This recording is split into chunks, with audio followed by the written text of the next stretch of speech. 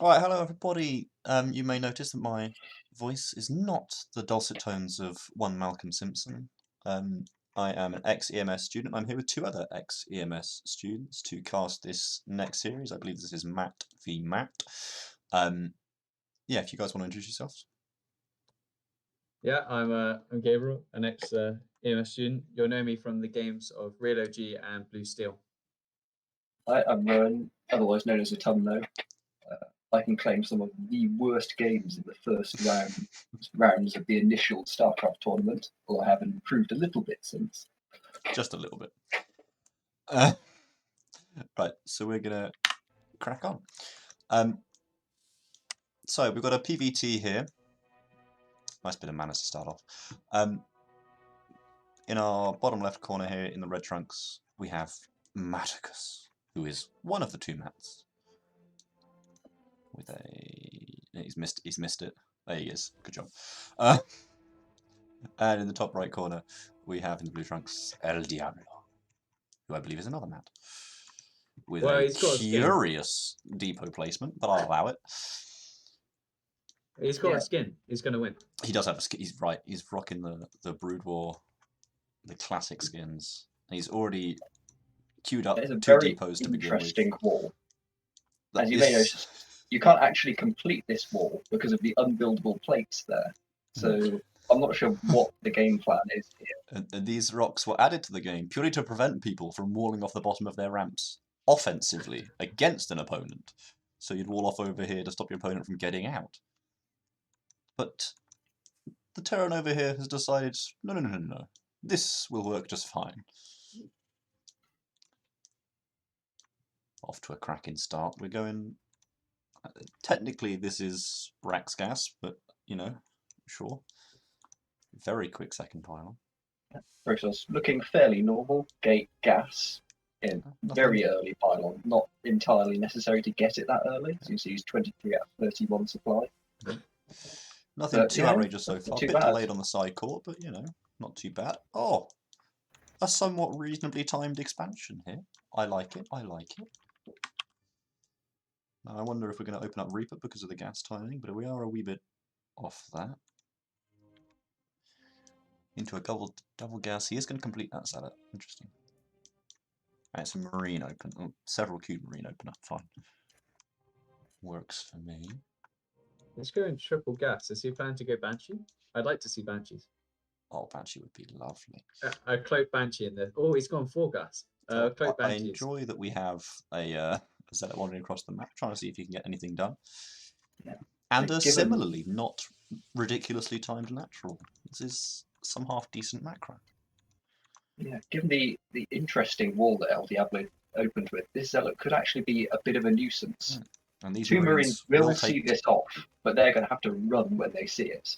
If the Zealot gets on top of them, it will kick their butts. Well, Zealot has decided that it wants to have a little bit of a nap at the third base location, or what is the presumptive third base location. It's a wee bit early for third base pressure, but fine. See. Oh yes, we haven't got a single orbital yet. That is going to be a bit of a problem. And this poor Marine... Oh dear. What's it? Oh dear. 3 Marines, just about enough to see if one Zealot. And the Zealot is going to survive. Had they stuttered stepped, they could have taken no losses there, but yeah, the Zealot has been repelled, no economy damage taken, so... Now we do have a lot of gas focus here. We haven't even fully saturated the main for the Terran, and we've put our first guy over here into gas, but we are finally finishing that low ground wall off. He's going for a tech lab though on the barracks. Very true, he is, and it's into a factory. Is he? Oh, okay. So he's going to look for some tanks maybe, or some cyclones. What have we got over here then? Going into a second gate, 2 gas, a wee bit oversaturated, could transfer 4 of those down. But generally a better mineral economy. Yes, absolutely, a much better mineral economy for the toss here. Oh, and there's the transfer there. Lovely. Interesting old saturation. Not even that behind in gas mining either. No, not too far behind at all. No warp gate as yet. Yeah. Warp gate very, very, very useful as a Protoss. Basically oil to get that. Oh, it's going rapid. build quicker, basically.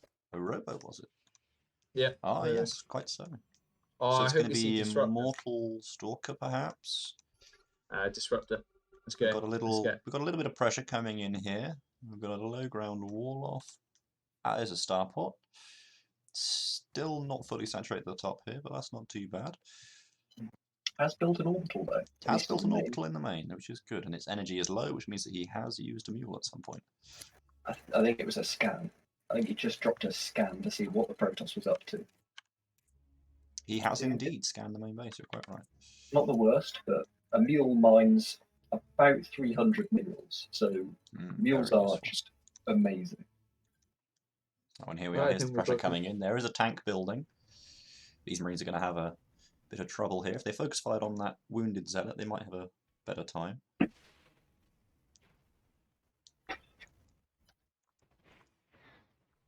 Questionable focus fire here, but we're going to try and get up the ramp.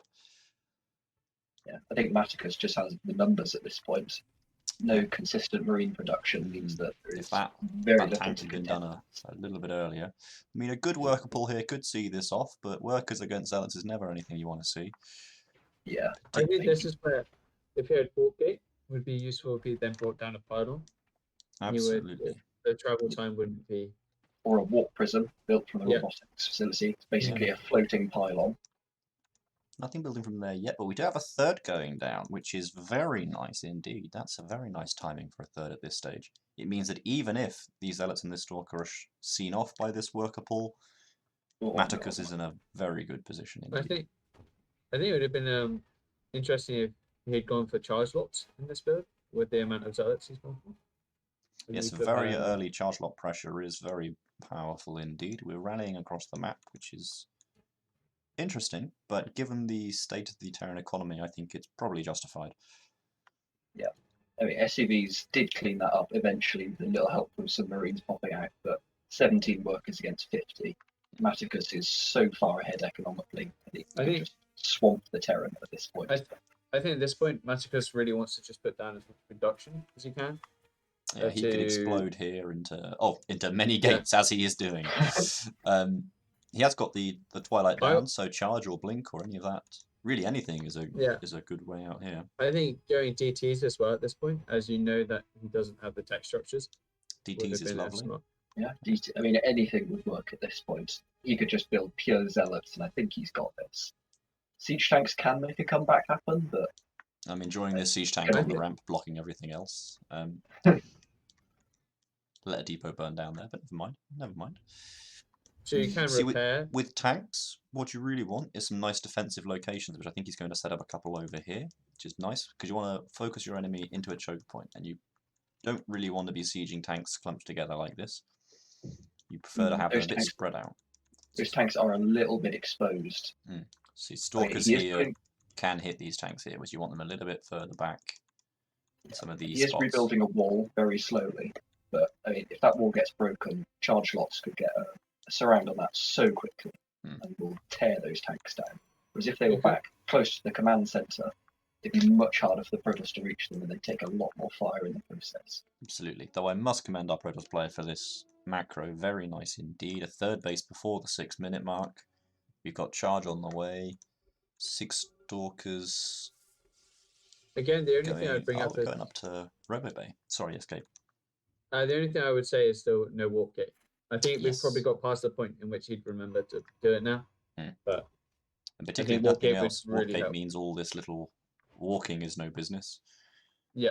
And you can have a proxy pylon, say up here, or even in the third base, where you can just warp in. And you're to be honest, the premise here, the prism here would be really good to move the tank, because the tanks are static, so you can then play on that.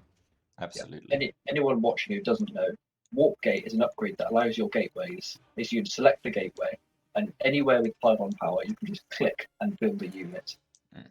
So that allows you to very rapidly just make units appear wherever you like to respond to pressure aggressively on the other side of the map. Use a prism to just build your army in your opponent's base. Very, very useful indeed. We do have Blade Banshee coming out here, and there isn't much of an answer here with a heavy zealot force. So if the Clip Banshee gets across before Matticus decides for a bit of aggression, then he may be in a not terrible spot, our Terran player. Though he's got a lot of work to do to get there. I think if Matticus could have sent an observer over to have had a look just to see the state, he would have pushed a bit earlier. Because I think during this period with the early pressure you've done, you've potentially caused an issue where you've allowed the other player to get ElDiablo to get back into the game. You've dealt some early damage, now you want to capitalise on it. And once we had our third base down by 6 minutes, again, ElDiablo is checking to see if there's a fourth base, because there probably ought to be for a continuation of this macro cycle up. But with what you've got already, you can quite handily go for this sort of a push. Though you could have got away with it 2-3 minutes earlier, but still. I think he's going to have quite a they're going to have quite a hard time pushing into this with all the tanks, though. Yes, there could be a bit of trouble here. Unless they link in with the Stalkers. I think he might just have the numbers to swing it, just by sheer force of macro. But you could probably use a few more Immortals here to tank some of those damage. And it's into Hyperflight Rotors. He is going, or trying to go Mass Banshee by the looks of it. But he's going for 2 Cloak Speed Banshees. And you want those depots up. This is a very unfortunate timing here if Matticus does come across. Yeah. Flee ElDiablo. Get behind that wall and do not come out. Each one of those depots is 400 health of convenient. Oh no, of convenient shield. I see what he's doing here. He's trying to guard. Oh, and the mass unsiege. But Matticus is just posturing. He's not probing it at the moment. Oh. So a bit maxed out. He's going to want to go for an attack. Yeah, he's caught the tanks unsieged as well. Some good volleys, but now the Zealots are on top of them. And that's the tanks gone. The army gone. And that's going to be ElDiablo gone. There we go. All right. This is a best of 3, so we will see you in game 2.